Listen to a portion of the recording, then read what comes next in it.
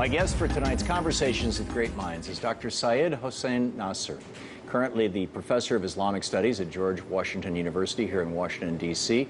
Dr. Nasr is one of the world's most respected Islamic scholars.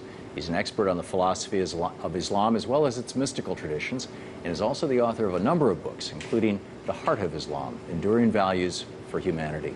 Dr. Nasr, welcome. It's great having you with us. My great pleasure. Thank you so much. I'd like to start out with you. One of the books that is out is your autobiography, which I've mostly read. I found it fascinating. You started out wanting to study physics at MIT, if I'm remembering correctly. What brought you to being a scholar of Islam? To begin with the name of God, we Muslims usually begin with his name. I was always very good in mathematics, and I received perhaps the highest grade in the Princeton test in mathematics when I was in secondary school. So everybody thought I should be a mathematician or a physicist.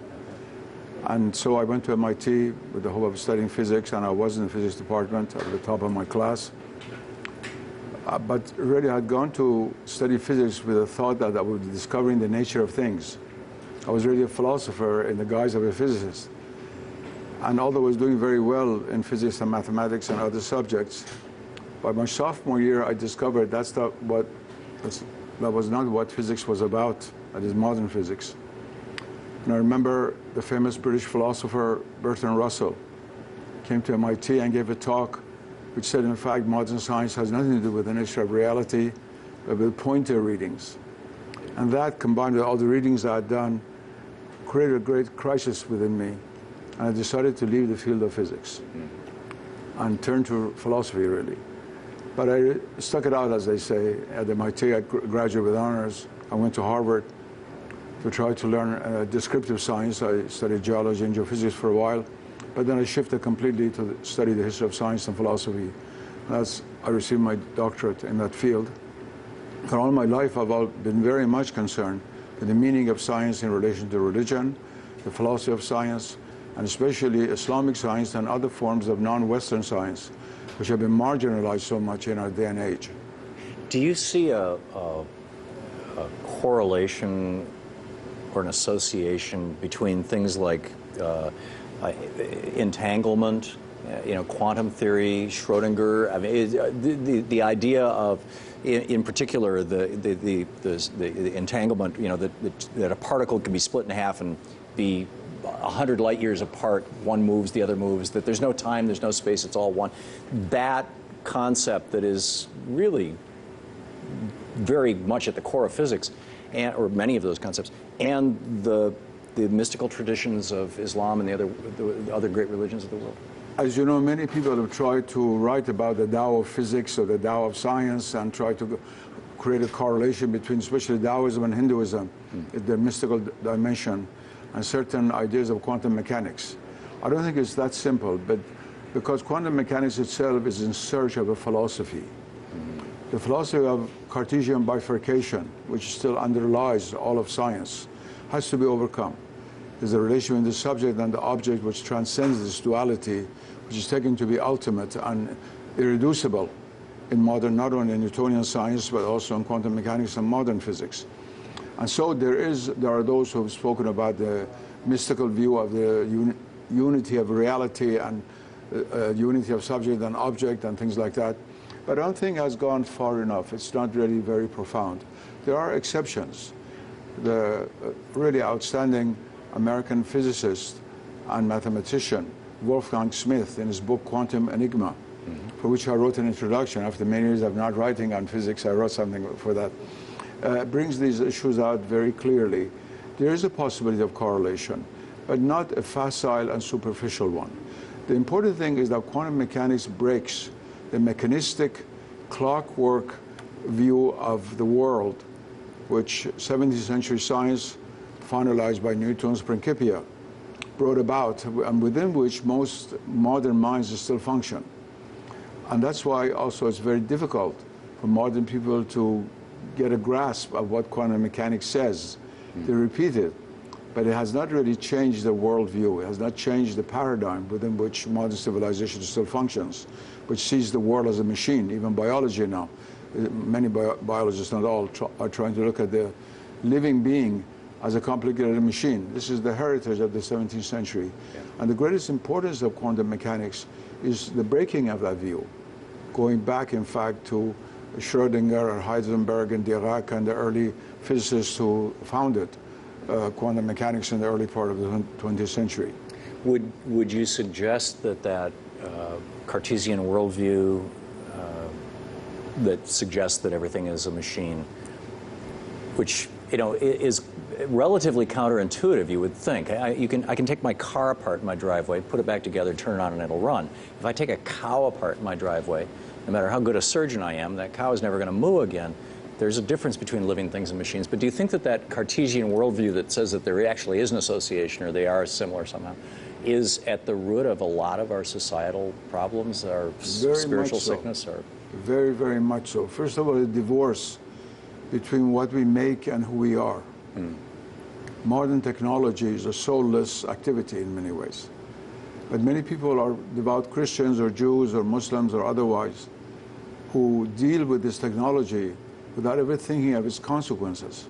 And it's also this bifurcation deeply is at the roots of our environmental crisis, because we consider the environment, not individuals here and there, but the general worldview of modernism, as simply a complicated machine to be devoured and made use of, and for power and wealth and greed and so forth, but never as a living being, because a living being in modern physics doesn't mean anything really.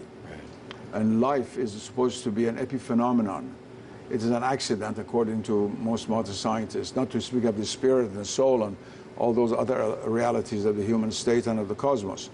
So the environmental crisis is really the result of forgetting the unity of the cosmos and its levels of being, from the material to the spiritual and the psychic and psychological, everything between.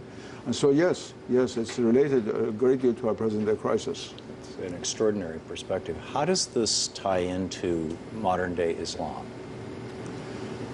It doesn't, in a certain sense, in the sense that Muslims, like all non-Western religions, Hindus and Buddhists and so forth, have been since the 19th century trying to emulate what the West does, technologically and scientifically. They put aside their own scientific heritage and even the remarkable technologies which they created, whether it be Chinese or Islamic or Indian or otherwise, all avidly trying to pursue and emulate and ape, in fact, what was going on in the West.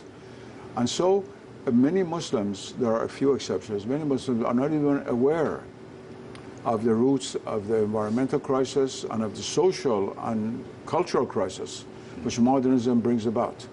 There are three types of Muslims. Either culturally westernized Muslims who simply ape the West, and they're more westernized than Westerners, and that is why the most profound criticism of modern Western worldview has come from the West and not from the Islamic world or other Asian countries, with a few exceptions.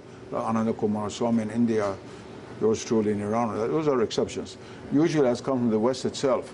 The second group are Muslims who try to fly away, try to remove themselves from all the challenges of modernism by tying themselves up in a cocoon called fundamentalism, by going to a very restricted understanding of the religion and simply vilifying all that is outside without thinking about it.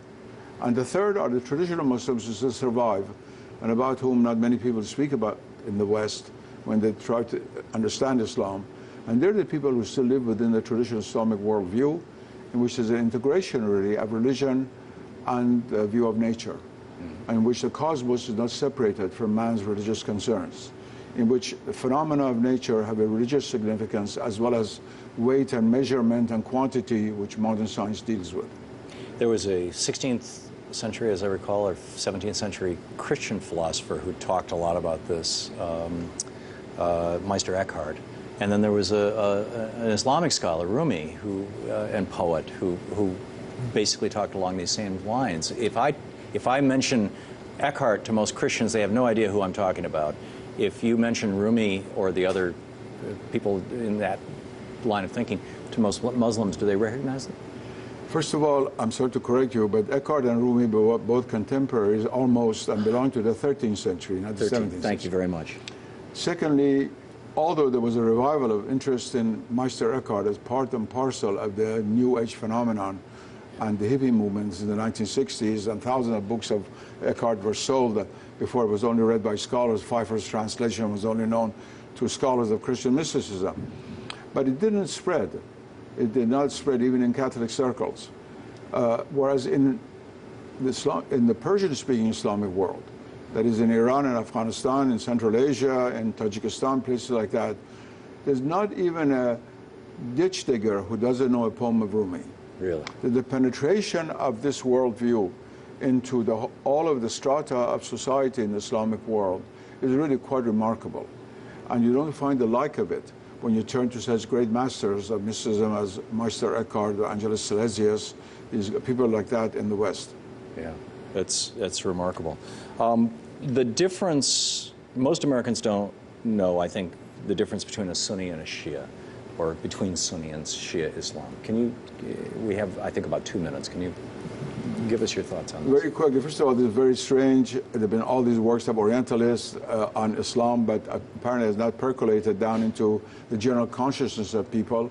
Every great religion of the world, when it caters to the needs of a large population, has to have different interpretations.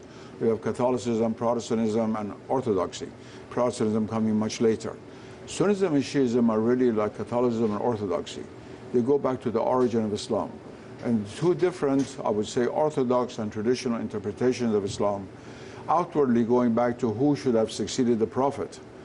Not as a prophet, but as a political and religious leader of the community. Right. But inwardly, what the function of that person should be. And so the majority sided with Abu Bakr, who became the first caliph, first successor of the Prophet, founded the line of caliphs that were to follow. And a minority followed Ali, the son-in-law and first cousin of the Prophet, whom they considered to be the right legitimate heir to the Prophet. And they consider him to be an imam. And the idea of imam in Shiism does not exist in Sunnism. Imam is not only a religious leader of the mosque.